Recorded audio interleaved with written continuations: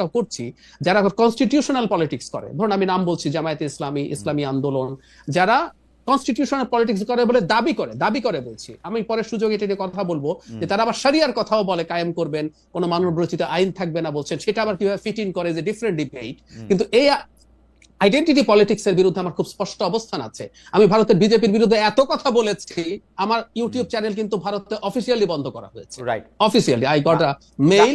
So আমি আমার একটা নীতিগত অবস্থানের জায়গা আছে। এমনকি আওয়ামী লীগের বাঙালি জাতীয়তাবাদ, আমি প্রথম আলোতে কলাম লিখেছি যে আমরা বলছি যে বাঙালি জাতীয়তাবাদ দিয়ে আমরা আমাদের বিভেদ ছড়াতে পারবো, আমি বলছি স্টিল এটা একটা আইডেন্টিটি এবং এটা অন্যকে এক্সক্লুড করে। সেই কারণে আমি মনে করছি শর্ট টার্মে আমরা যারা মধ্যপন্থী মানসিকতার মানুষ, সেই কারণে আমার মনে হয় এই বিএনপি ছাড়া শর্ট টার্মে একটা অল্টারনেটিভ আমি যেরকম চাই তৈরি হওয়ার আগ পর্যন্ত this is the only option আমার মনে হয়। আপনার মধ্যপন্থা এবং বিএনপি নিয়ে মানে এটা হয় কি, মানে ঠিক টেলিভিশন লাইভ আলোচনার বাদে আমরা যদি দর্শকদের উপস্থিতিতে এইটা নিয়ে আমার আপনার স্পেসিফিক কিছু কথা বলার আছে, আপনারই শুধু না, মানে বিএনপি মধ্যপন্থার দল কিনা, বিএনপি আসলে বাংলাদেশকে কোথায় নিয়ে যাবে, একটা মধ্যপন্থার দলের বাংলাদেশে প্রয়োজনীয়তা এবং এটার নেতৃত্ব আসলে বিএনপি দিতেছে কিনা, কেন এনসিপি এর থেকে দূরে সরতেছে, আমাদের কখনো সুযোগ হলে আমরা একটা দর্শকদের মানে একটা থিয়েটার, এটা নিয়ে আমার কিছু প্রশ্ন আছে। আমি একটু মাসকাত ভাইয়ের কাছে যেতে চাই। তো মাসকাত ভাইয়ের কাছে যাওয়ার আগে আমি দর্শকদের কাছে একটু জানতে চাইছিলাম একটা প্রশ্ন, সেটা হচ্ছে এরকম যে রাষ্ট্রীয় স্বীকৃতির পক্ষে থাকলেও জুলাই সনদ ও ঘোষণাপত্র সংবিধানে যুক্ত করার বিপক্ষে বিএনপি। প্রিয় দর্শক, আমরা জানতে চেয়েছিলাম যে দলটির অবস্থান সঠিক বলে মনে করেন কিনা। শতকরা 37% মনে করছেন যে দলটির অবস্থান সঠিক, মানে বিএনপির অবস্থান সঠিক, শতকরা 63% মনে করছেন যে সঠিক না। 45,000 দর্শক এখানে ভোট দিয়েছেন। আমি একটু মাসকাত ভাইয়ের কাছে যাই, যে মাসকাত ভাই, আমি এবারের প্রসঙ্গটা আনতে চাই যে একটা আইডেন্টিটি পলিটিক্সের প্রসঙ্গ আসলে ডক্টর জাহেদ তুললেন।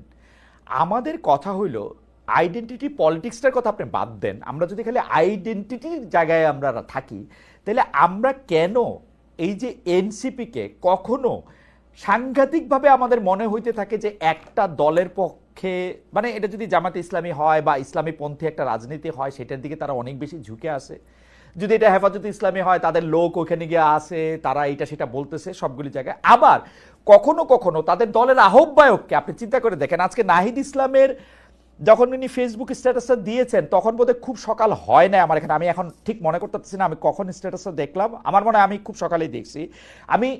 আমি খুবই চিন্তা করতে থাকলাম যে নাহিদের মতো বিচক্ষণ একজন রাজনীতিবিদ কেন সাদিক কায়ুম সমন্বয়ক নন, কেন শিবিরের ক্রেডিট এখানে ছিল না, এইটা এরকম ওনাকে এত বেশি করে লিখতে হচ্ছে। আপনি কি এই জায়গার আইডেন্টিটিটা আমাদের একটু বুঝাই দিবেন, মানে এনসিপিকে আসলে কি প্রমাণ করতে হইতেছে?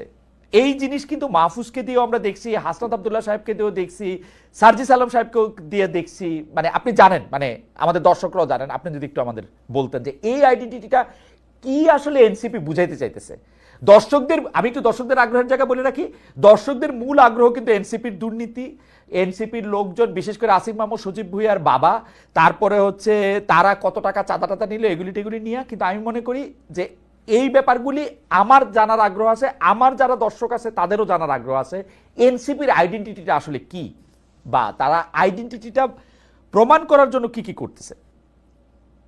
ব্যাপারটা হচ্ছে যে গত বছর বৈষম্য বিরোধী আন্দোলনের সময় মোটামুটি 16 জুলাই থেকে আমি একটু ফলো করছিলাম ভারতের কয়েকটা মিডিয়াকে, তো সেখানে ওই 16 জুলাই সন্ধ্যা থেকেই দেখা গেল যে ভিনা সিক্রির মতো থিঙ্ক ট্যাঙ্করা তারা বলতে শুরু করলেন যে এটা উগ্রপন্থীদের আন্দোলন, এটা ডানপন্থীদের আন্দোলন, এটা মৌলবাদীদের আন্দোলন, এখানে অনেক জঙ্গি এবং জিহাদি ঢুকে পড়েছে।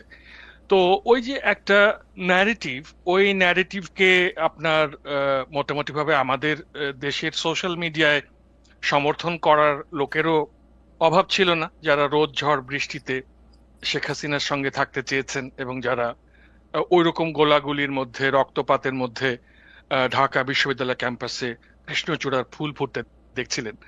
তো এখন যেটা হয়েছে যে প্রথম আপনি খেয়াল করেছেন যে বিএনপিতে খুবই আধুনিক লোকজন, হ্যাঁ, আমরা ছোটবেলা থেকে দেখছি খুব ক্লিন শেভড স্মার্ট লোকজন, স্মার্ট অ্যাটায়ারের লোকজন, তারা বিএনপি করেন। কিন্তু আপনার আওয়ামী লীগের যে কালচারাল উইংটি রয়েছে তারা বিএনপিকে প্রথম থেকে আমার তো 90-এর গণঅভ্যুত্থানের পরে যারা ক্ষমতায় এলো, আপনি দেখবেন যে খুব দ্রুততার সঙ্গে তাদেরকে একটি ডানপন্থী দল, একটি ইসলামপন্থী দল, একটি পাকিস্তানপন্থী দল এই গান শুরু করে দিল। এবং এই চোটপাটটা বিএনপির সঙ্গে তাদের চলেছে মোটামুটি ভাবে আপনার কিন্তু এই গত বছর জুলাইয়ের আন্দোলনটা শুরু হবার পর।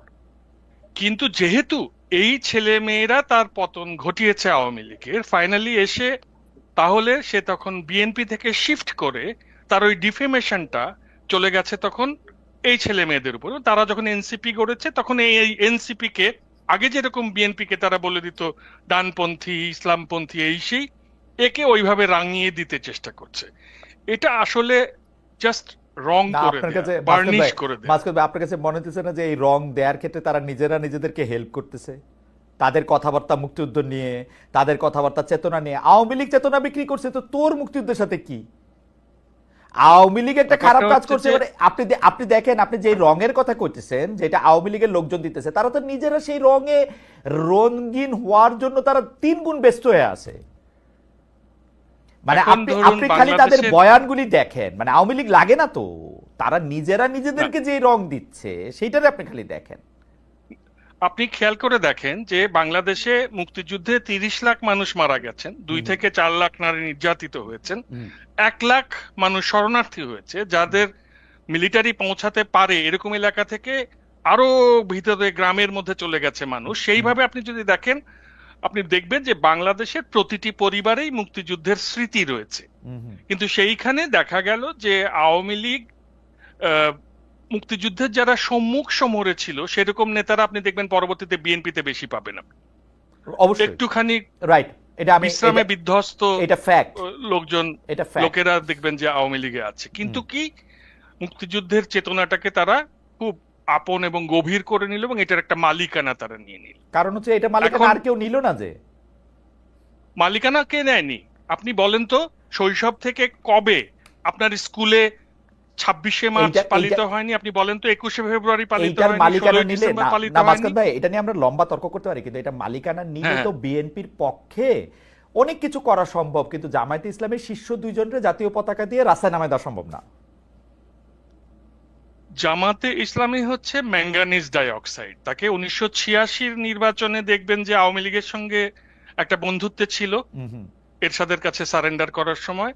90-এর গণঅভ্যুত্থানে দেখবেন আপনি ডান থেকে শুরু করে বিএনপি, আওয়ামী লীগ সবার সঙ্গে ছিল। খালেদা জিয়ার বিরুদ্ধে কেয়ারটেকার ইলেকশন গভর্নমেন্টের দাবিতে তখন বিএনপি আবার কি বলে জামাত স্ট্র্যাটেজিক পার্টনার।